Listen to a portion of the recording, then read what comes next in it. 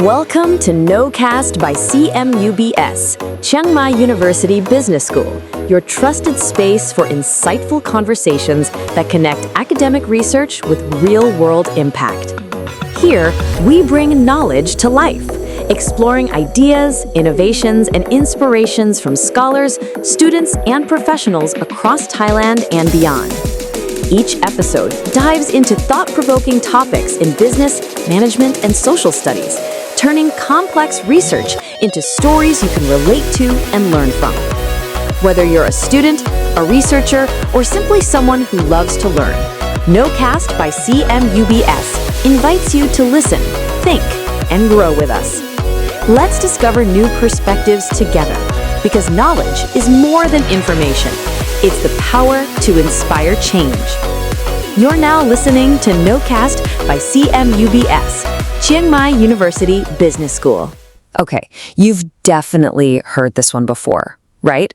That Gen Z demands respect before they're willing to give it. But is that stereotype really accurate? Well, in this explainer, we're going to dig into the actual data and uncover what might be a surprising truth behind this whole generational respect gap idea. So let's start right here with this quote from Forbes.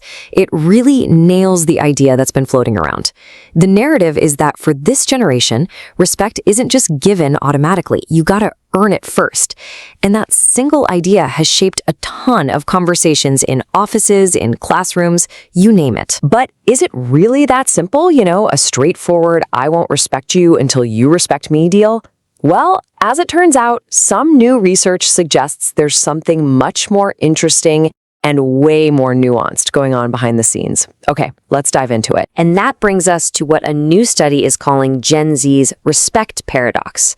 It's this really fascinating conflict between how this generation feels about respect and how they actually act on it. So, to get past all of the assumptions, researchers decided to go straight to the source. They conducted a study in 2023 with university students in Thailand, and they designed it to get hard data on two big questions. One, how does Gen Z feel about respect?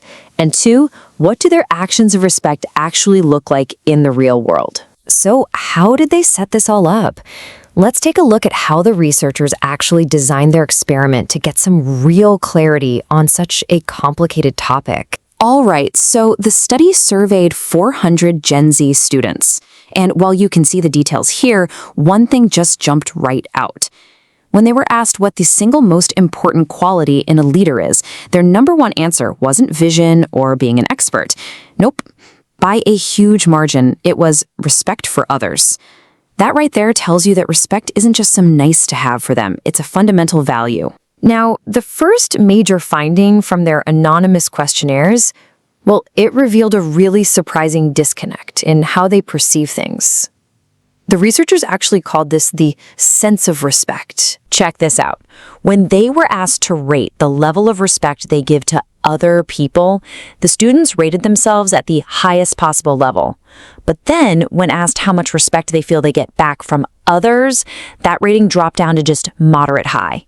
So right away, you can see there's a pretty big mismatch in their perception. And this chart just illustrates that gap perfectly with hard numbers. On a 10-point scale, these Gen Z participants felt they gave respect at an 8.7. But the respect they felt they received, only a 6.7.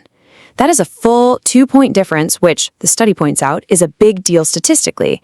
They feel like they're putting way more respect out into the world than they're getting in return. So this leads to the million-dollar question, right? If they feel disrespected, do they just stop giving respect like the stereotype says they do? Does this feeling, this perception gap, lead to them acting out? To figure that out, the researchers shifted gears. They moved from measuring the feeling of respect to observing the action of respect. They give the students a pretty common conflict scenario to see how they would actually choose to behave. I mean, we've all been here, haven't we? The slacker on the group project. It is the perfect test case. It's frustrating, and it's a moment where you have a very real choice to act with respect or, not. And their response was pretty overwhelming. When faced with this frustrating teammate, the vast majority chose an empathetic path. They either tried to understand the person's reasons or just decided to be patient, instead of jumping straight to a confrontation or running to tell on them. Let's just pause on that number for a second, 75.1%. Remember that 2-point respect gap we just talked about?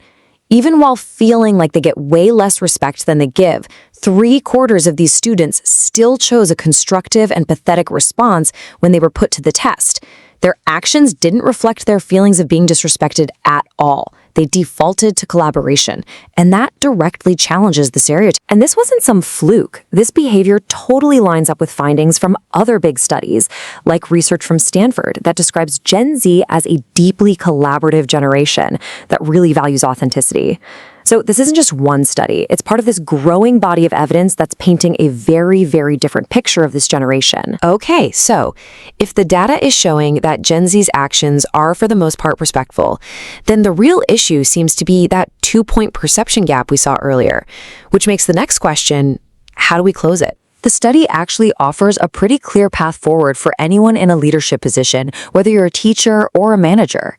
It starts with leading with empathy, like really listening and showing you value their ideas. It continues with open communication to build that trust. And critically, it suggests training these essential soft skills for everybody, recognizing that, hey, creating a culture of respect is a shared responsibility, not just a Gen Z problem. So at the end of the day, what this explainer shows us is that the data doesn't point to a generation that's selfishly hoarding its respect. Instead, it points to a generation that feels like there's a respect deficit coming their way, but still tries to act collaboratively. Which leaves us with a final thought. Maybe the problem isn't a respect gap at all, but maybe, just maybe, it's a listening gap on everyone's part. Thank you for listening to KNOWCast by CMUBS, Chiang Mai University Business School. We hope today's episode inspired you to see knowledge in a new light, as something you can use, share, and grow with.